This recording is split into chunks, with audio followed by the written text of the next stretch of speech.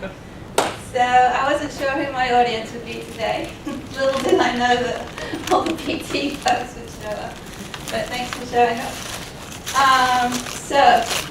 This is about a novel stepping intervention to reduce fall risk in balance-impaired older adults. And on the surface, I think it looks pretty straightforward and simple, but I want you to get a little bit of a deeper understanding of some of the theory behind it. So it might seem a little more in depth than it actually does on the surface. So as we know, fall prevention is a huge public health issue. Costs us billions and billions of dollars. And so anything we can do to improve fall prevention would be excellent.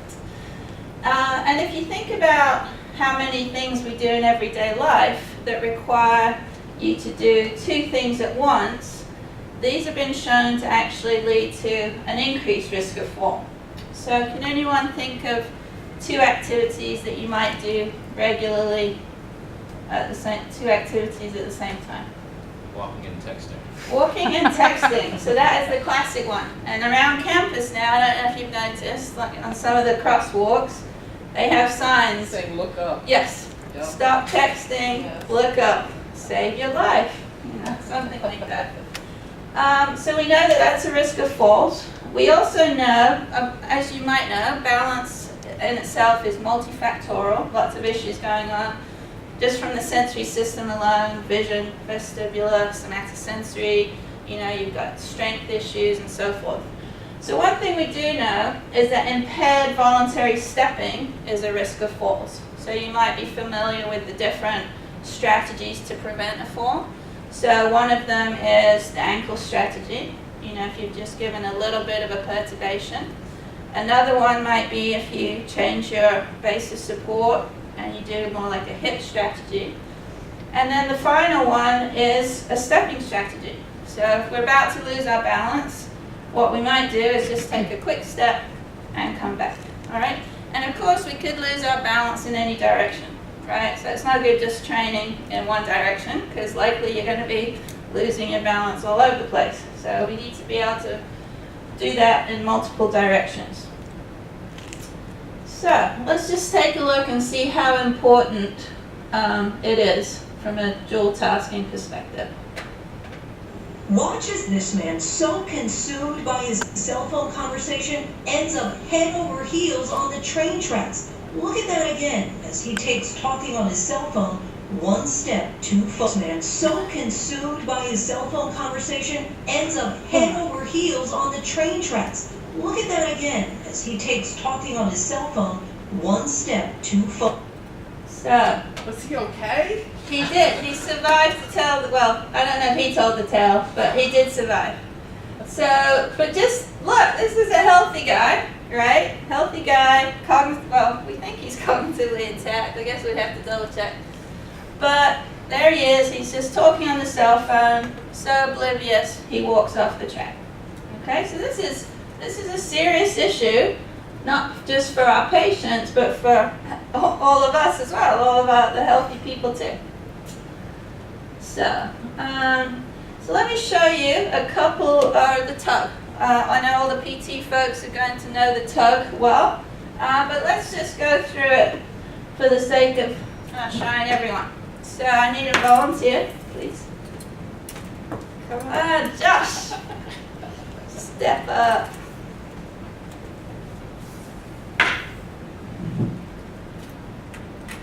I'm not going to guide you, actually. So, yeah. But just to show that we do use the belt. It's a nice one. It is a nice one, Like a isn't it? fashion designer. Yeah. Okay.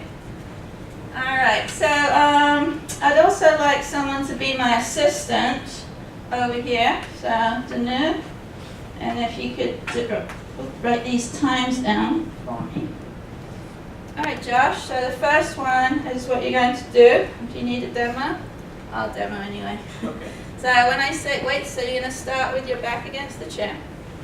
When I say go, you can stand up, walk around this as fast as you safely can. come back all the way, sit down, and put your back against the chair. Okay? You understand? I understand. All right. Are you ready? And go.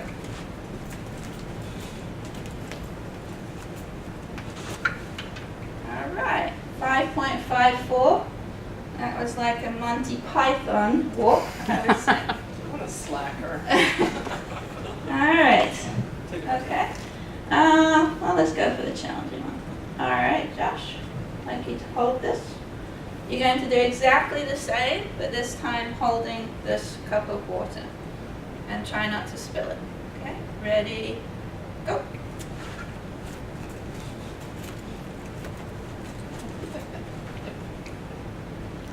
$5.71.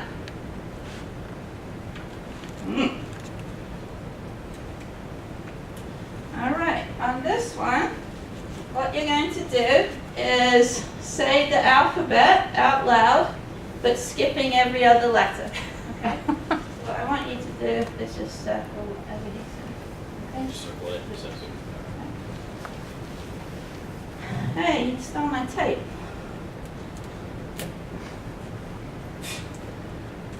Difficult. All right, you ready? And go. A, C, F, H, J, L, M, O, Q. 5.92.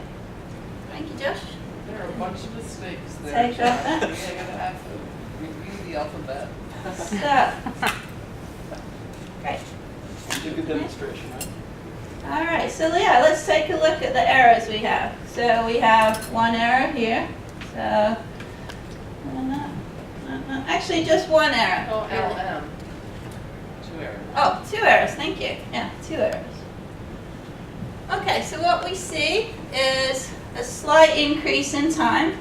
And so the one with the water is called the manual tug because you're walking and carrying something. You're doing something else physical. And the one with the alphabet was the cognitive, is a version of the cognitive tug. All right? So we're going to do actually one more test, Josh, if you could come back here. So you're going to do this again. Start on this one. So just have a seat. Yeah, you don't need the belt for this. All right, and this time you're just going to say the alphabet out loud, every other letter till I tell you to stop. Are you ready? While walking to No, just sitting. Ready, go. A, C, E, G, I, K, N, N. Stop. All right, and have a seat. All right. So, let's see. Any errors? So, So M or N, right? Did you say M or N? Jerome was right. I heard that. all right, well, a potential error perhaps. So this was exactly the same time that he completed the cognitive tug. So we did, this was a dual task, and this was in single task format, okay? So what we see is he actually doesn't have 1, 2, 3, 4, 5, 6, 7, 8, 9. So he said 9 letters before, 1, 2, 3, 4, 5, 6. And he only said 7 that time. So actually, he actually did more letters in the dual task, which is unusual, but he had less errors in the single task. Okay. So, Both absolute and relative. yes. Smaller percentage of errors. So this is one way that we can actually look at a dual task. So, I'm sorry, what does TUG stand for? And did you develop the TUG or is it a standard PT thing? It's a standard PT thing. Okay. Timed up and go. Okay. Yeah. Yeah. Yeah. Please feel free to ask anything. All right. So anyway, we have some method of measuring performance in single task and dual task situations. All right. So the task that I did design, so this is the one I designed, is called the DATSAT, or the Divided Attention Timed Stepping Accuracy Task. And so the difference between this is that you actually can't separate the cognitive from the physical. They're all embedded in one task. So it's actually a single task, very complex cognitive component, But it's different from a dual task where you can separate out the cognitive and the physical. So because of that, it's called the divided attention, right? So you're still having to pay attention, and you'll see why in a minute, but it's different from a dual task. This actually developed from clinical practice and also review of the literature. There's a lot of literature on dual task stuff, so it developed from that, but also the focus of attention literature. So there's a difference in how our bodies respond to if someone just says, step to the right versus something like touch the target. Okay? So touching the target provides an external focus of attention, and our bodies respond more automatically when we have an external focus versus an internal focus.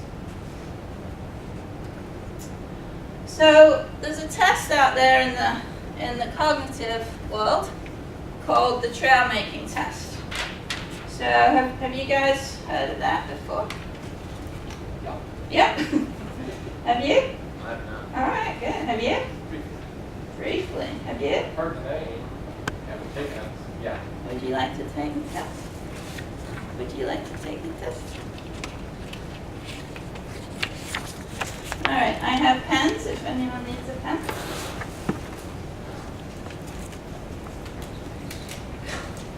Okay.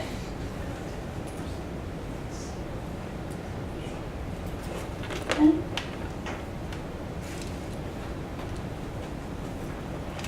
All right, so what you're going to do is, there are two parts to this test. So if we look at the board here, this is part 1, or trail making A. Is A, right? Yeah, A. So you'll see a little practice test. So if you go to the second page, you'll see a practice test, but you'll see these numbers like that. Let me make sure. Yeah.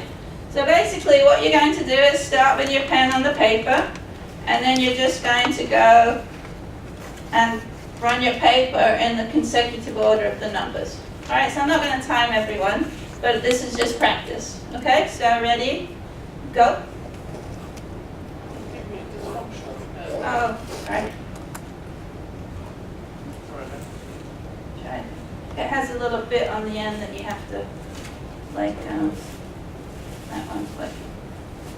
Okay, all right, so now everyone managed to do that? All right, so now let's go to the second practice page, which is on the back side. So this is trail making B. So now you have to go from 1, so 1A, 2B, 3C, 4D, etc. All right, so ready, go.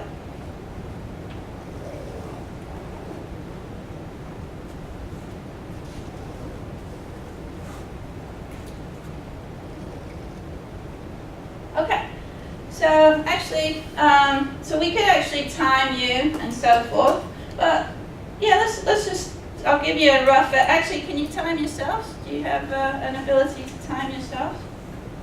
There's no second one there. David? I'll time you now. All right. Real A. Huh? Real part A. Real part A. Start. Are we, everyone Which ready? one are we doing? Real part A, so the next, that page. And start with your pen on number 1. And when I say go, and everyone ready to time, and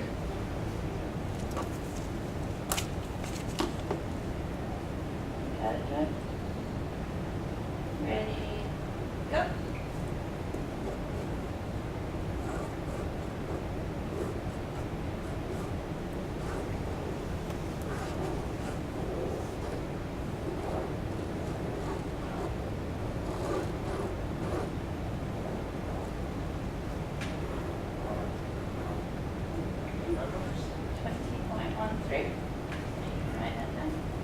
And if you want to compare your time, there are averages on the front.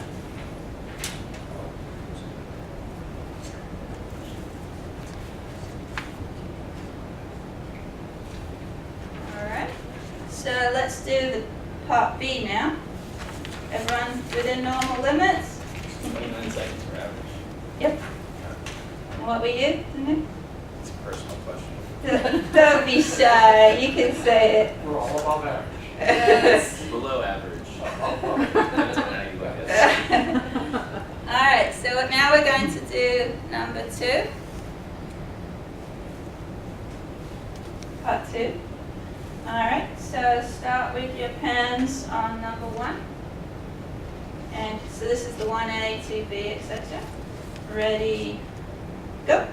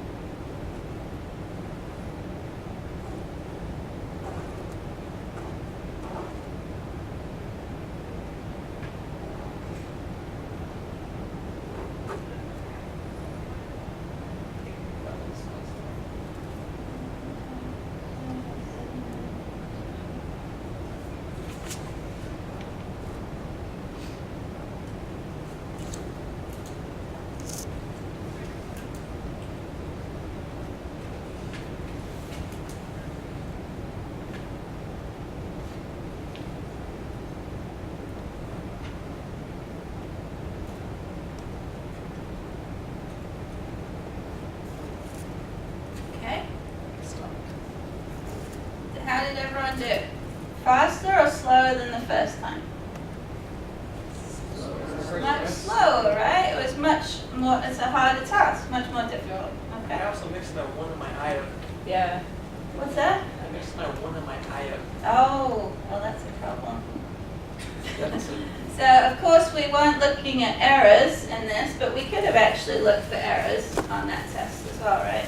So that was a cognitive task. There's actually a task, a physical test called the walking trail making test. So this is quite a fascinating test because basically they took that and they created a walking test for it. And so they'd have targets. So they'd have 1, 2, 3, 4, like that, right? Or if they were doing the B, they'd have like 1A, 2B, 3C, whatever. So there's a way to create this cognitive test, primarily cognitive task, into a physical and cognitive task. But you can see that the success of the task is embedded into that task, right? So you couldn't separate out the walking, like the walking trail making. I couldn't say that that was one task, and I couldn't say that the cognitive piece was a second task in that test, because it's embedded. And that's exactly what's happening with this task. Okay, so the cognitive piece is embedded into the success of this task. Alright, so if we look at the purpose, so this study is looking at people who are already balance impaired, so we screen them for that. And we're trying to see, can we improve balance, muscle strength, endurance, and function, and thus reduce their risk of falls in a 12-week intervention. And the hypothesis is that yes, we can improve all of those. And that's based on former studies that have been done as a case study with someone with a spinal cord injury, with older adults who are not at risk of falling, and also a comparison of older versus younger adults on the same task. So that led me to believe that we could also impact older adults at risk of falling. So it's a pre-test, post-test control group design. We're shooting for 12 in the intervention group, 12 in the control group. Right now I'm just reporting on one individual who is quite unique. He's a 75-year-old. He actually is a weightlifter, and he participates in Olympic competitions for older adults. So this is a guy who goes to the gym a couple of hours a day, very active, right? I would say not your typical 75-year-old, okay? So you might be like, that's interesting. He's very active, yet he has a history of about 5 falls in the last 6 months. So basically, with this, in this case, we're just looking at descriptive statistics, any kind of minimal detectable change that might be available. And this grid is actually called the functional testing grid, if you are interested. So let's take a look at it. So if you look on this side here, this is just, there are actually a total of 16 targets, right? There are 8 different colored segments, 2, 4, 6, 8. And there are 2 targets in each section. So that makes 16 possible targets. And this is just the list of half of them. So a whole list would be, you would actually step to each target once in a session, in a set, in one set. And in the intervention, you actually do 6 sets. So you're looking at 96 repetitions, and each set takes about a minute. So you're looking at 6 minutes of active time in the whole session. So that's not a whole lot, right? We could throw that into a 30-minute session or what have you, okay? So, but what's going on here? So if we consider, it's kind of like a reaction time test, right? So if you think about someone in the Olympics doing the 100 meters, you know, they're in their blocks. The guy says, get on your marks, you know, they go from down, get set, they get ready. The gun goes off, there's a slight delay, and off they go. The delay is very imperceptible when you're watching Olympic athletes, right? But there's a delay nonetheless. So that would be called a simple reaction time. They're just responding to one input, and there's one response to go. If we look at this task, we have 16 possible targets. So that is now a choice reaction time test, right? So it's not simple. It's not like, you know, I say something and you know the person knows which way to go. You say something and they have to think about it, right? So if we look at the grid, so these are the 3 verbal cues. So it would be like right, red, far, right? So the person has to think, okay, first of all, I've got to use my right foot. So now we've automatically gone from 16 targets to 8 possible targets, okay? Now I say red. So we've gone now from 8 targets to 2. And then if I say far, we've identified this target as the 1. So from 2 to 1. That's important in terms of considering what's called bits of information. So from an information processing standpoint, we're looking at how much is going on, right, to process this. And so usually there's a delay. And there is a delay. Anytime you have more choices, there's going to be a delay in the processing to get the output. So what I thought we'd do, these targets are set up at 60 and 80% of maximum step length. So for this guy, this was actually his ending point, which was a lot better than his beginning point, but this should be pretty simple for any of you in here. So I'm looking for another volunteer. David. All right. Put the gate belts on. Safety first. All right. So David, you're going to stand in the middle and face the audience. And so the rules are, you can, if it's on this half, you have to step with your right. On that half, step with your left. You can't cross over. You have to step to the color, obviously, and then the near or far. So let's practice one. So right, yellow, far. Good. And so what you have to do then is hit it and come back as fast as you can. So you're trying to go as fast as you can and as accurately as you can. All right? And back. And back. All right, you think you got it? All right. Okay, I have to find, oh, what's that? No? Where'd it go?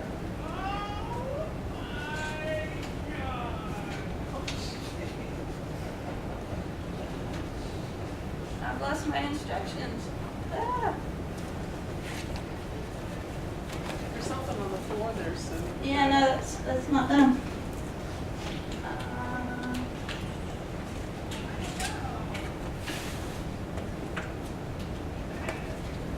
Oh, here we go. All right, David, so this would be one set. So, Nick, can you time this, please? And can you count for errors? Okay. All right, David, as fast as you safely can. Ready? Left yellow far, left blue near, right green near, right blue far, right yellow near, right blue near, right yellow far, right red far, left yellow near, right green far, left green far, left red far, left green near, right red near, left red near, left blue far. Okay, That so would be very annoying. what time do we have? 32.06. 32, and how many errors? 3 years. 3 errors. Ah, that's not bad, David. Okay. Like the one I totally skipped, does that count? You covered a few of them, so it was good. So let's do it one more time, just to see if there's a difference, okay? This time really try and get into it so you can come back as fast as you can, all right? All right, here we go. Right green near, left red near, left blue near, right green far, left green near far, right yellow far, right yellow near, left yellow far, left green near, left yellow near, right blue near, right red near, left blue far, left red far, right blue far, right red far. All right, great. Okay, 31.89. okay, still in time. There's a lot. All right, so let's errors. Well done, babe. You can take your gate. Does the loss of balance one time count as an error? That does, and then yes. So there are time errors. Well, there's time, there's accuracy errors, and then there's movement errors. So that would actually count as movement errors. So I'm gonna check the tape. Use the tip. So is the speed, like, is it more important for him to do every step and be slower, or to like skip one and keep up? So that's a great point, because that is exactly that definition is the speed versus accuracy trade-off, okay? So when the instructions we give to someone can influence the speed or accuracy, but I told him to go as fast and as accurately as you can. So I didn't make I wanted him to make the judgment of which one to favor. Interesting, young people will typically go for speed, older people will typically go for accuracy on that spectrum. So, but it seemed to me that the speed was a part dictated by how fast you said it, because he tried to keep up. So And even missed one. I didn't know if you could tell the timing, so what I was trying to do was as he was stepping to the one I just said, I was telling him the next one. So he was actually dictating it by Okay. when he was stepping. Okay. So, Okay. so David, what were you thinking about? Oh, listening. Listening, okay? So were you thinking about what your body's doing? Listening first, and then, yeah, but trying to match what was said. So just but then to what- hit yeah, the target, yeah. right? But you're not thinking, oh, I've got to move my leg and hit step here. And are you thinking anything about what your body's actually doing? Or were you just thinking, hit the target, Yeah, hit the next target. one, hit the next one? Foot to the target. But, yeah, so you can't, it's not possible to be thinking about what's going on. Well, there's some level of, very minimal cognitive level in terms of what's going on physically, but most of the energy is cognitive to hit the target. Right, you didn't give me time to think about anything else, but based on what you just Right. said, I didn't give myself time to think about Exactly. anything else. So what I'm looking for, so when we lose our balance, or when we don't lose our balance, we're not really thinking about it, right? So I'm trying to retrain these people to maintain their balance in these situations where they're bombarded cognitively, and to make this very automatic. So because they can't think about how to step or what have you, then that part is automatic and they're just focusing on the cognitive piece. All right. So let's see. So we had our demo. So this is our participant. He likes to dress as a tiger. It's a long story, but I'll save that for another day. Okay, so let's look at some outcomes. So we looked at the ICF model, and we pulled some things from participation. So the ABC scale, the physical activity scale for the elderly, and the number of falls he's had. And so these were the results from that. So if we look here, we see his ABC scores. I'll just do from pre to post. Went from 80.65 to 93, so up by 12. The pace, he's already highly active, so quite unusual. But he went from 124 to 252, so he got even more active. He'd had 5 falls in the previous 6 months. Now he had 0 during the test, so obviously a decrease in the number of falls. Sorry about this. I used the new version of PowerPoint, and it didn't pull up on here, but I think you can still figure it out. So we've got the timed up and go, so that's the one you saw Josh demonstrating. We've got the 6-minute walk, which is an endurance test, and also the 5 times sit to stand, which is basically just going from sit to stand 5 times. So it's a test of functional strength as well. And if we look at this, we see that his standard tug went down about half a second. His manual tug went down almost a second.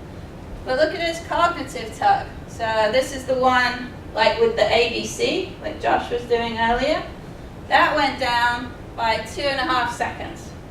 So pretty impressive. So in other words, we were able to retrain him, and it showed up here as an improvement in his performance with this cognitive and physical task. But look at this also. His 6-minute walk test jumped up by 334 meters. Pretty impressive. I'm sorry, feet. Thank you. Feet, but still impressive. Still impressive. So this is the MDC, minimal detectable change, and way above that, right? His 5 times sit to stand also decreased, not quite to the MDC, but close, 3.5 seconds.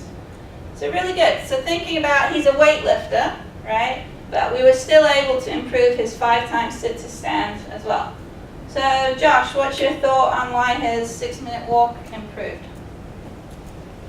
There's a little bit of a, explaining how fast you're going, a little bit of a cardiorespiratory component there. You're doing it on enough. Yeah, but it's very short. So David, did you find that challenging at all cardiovascular-wise? Didn't think of it. Didn't think of it. So I can tell you because we monitor RPEs very low, 7s, 8s, 9s perhaps, but that's it. So very low, so it doesn't cause much of that. So it's probably not that. Anyone else have a thought on, yeah?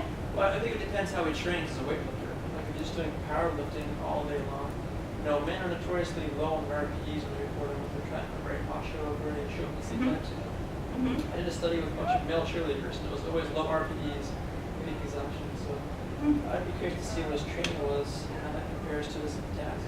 So his training didn't change over the course of the task. So the only I thing, mean, if there's an aerobic component to his training versus how he trains versus compared to this.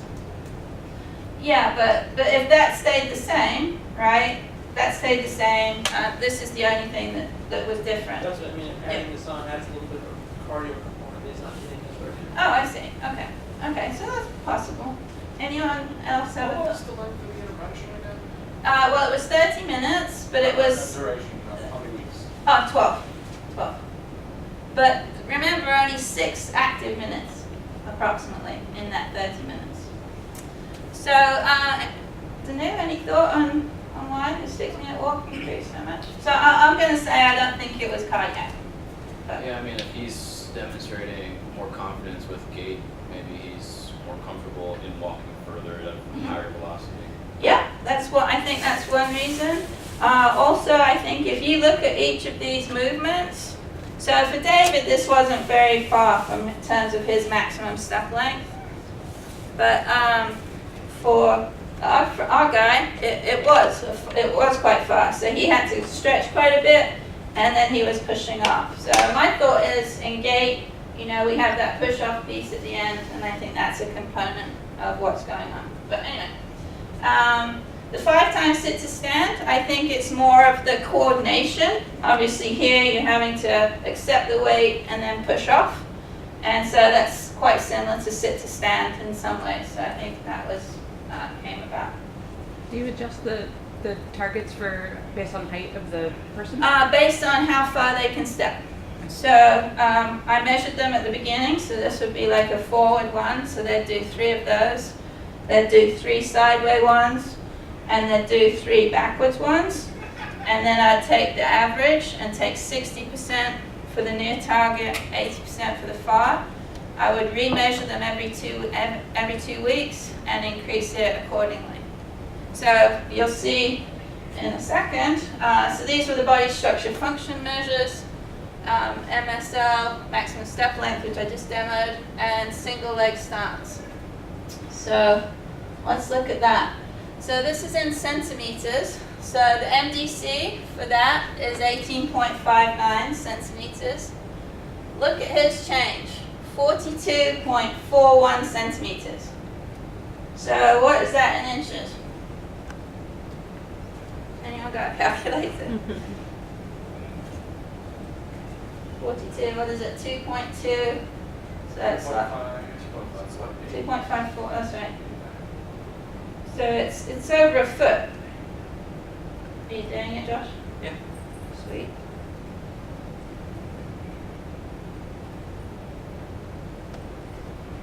It's about 16.9 inches. So 16.5 inches. So his average maximum step length improved by that much. And we know that that's correlated with fall risk. So we're hoping that So really... then correlated with a 6-minute walk?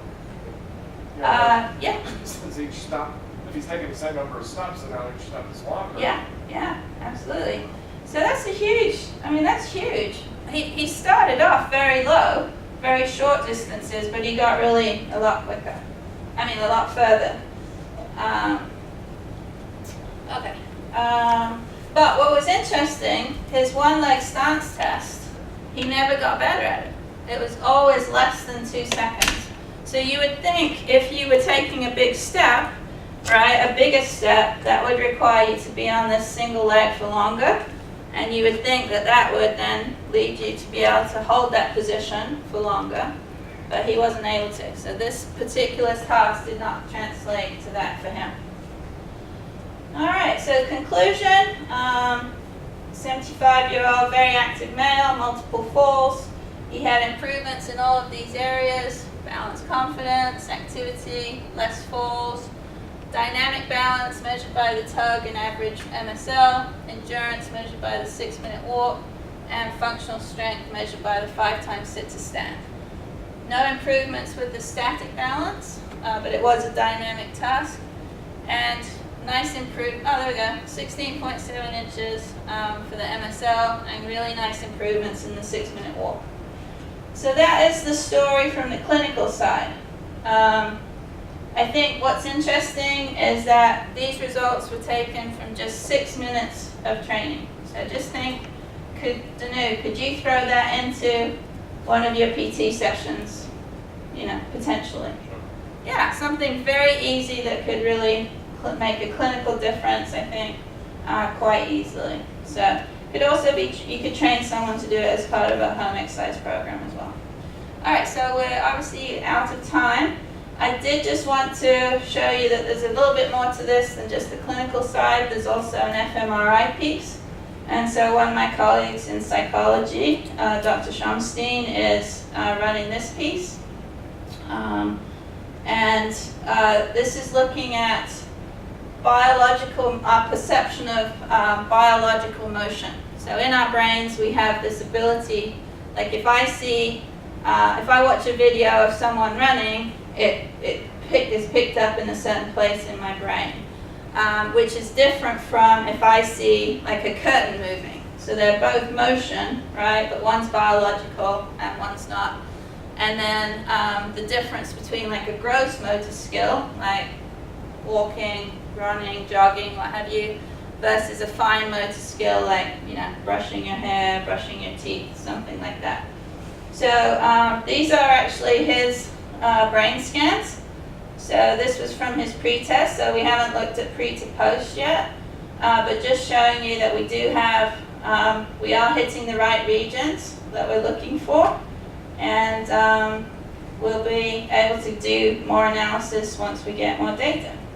So it's pretty interesting with that. So my thoughts on that are that if someone is impaired in their balance, they probably have their perception, internal perception in their brain of how they're moving or what movements they're seeing is probably decreased versus someone who doesn't have normal balance. And that with retraining this, they're kind of also retraining that part in their brain, and hopefully we'll see that on the fMRI. Questions? Is there a follow-up for these people? No. This is basically a pilot, so we'll just start off with the 24, see how that goes, and then potentially take it further. Why did you choose someone who's a weightlifter? It seems like that adds some. Oh, I didn't know he was a weightlifter, really, at the time. He just met we have specific inclusion-exclusion criteria, and he met them. The thing was to find someone at risk of falling. So it's kind of surprising. You wouldn't think a weightlifter would be at risk of falling, necessarily. But obviously he has other things going on as well. It's so, as I said, balance is so multifactorial. He could be as strong as an ox, but that may not help him to stop himself from falling. You already started your data collection for your lumbar study? Did you say you're doing 24 subjects? Yeah, no, he's part of that. This one's ongoing. Well, yeah, it will be. It is, yeah. How many have you done so far? One. Okay, so far. Yeah. But it just shows everything. It looks like it's effective. We can identify the correct areas in the fMRI, so we're good to go with that. Okay. Anything else? Well, thanks for being such an active audience. All right.